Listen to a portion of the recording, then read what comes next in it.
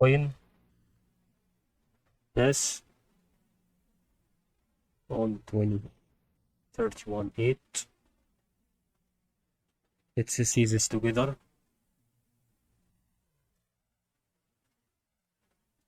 Seems that this wave will make a decrease in momentum,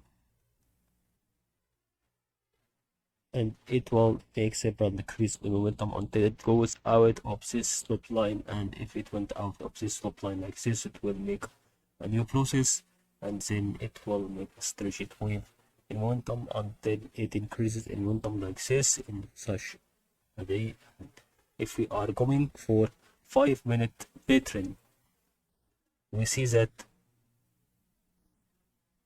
the same manner, but it more accurate in a chart. It gives us the details about the waves, how its movement, and how it's okay. Let's see another price prediction that should be related for the decrease in momentum.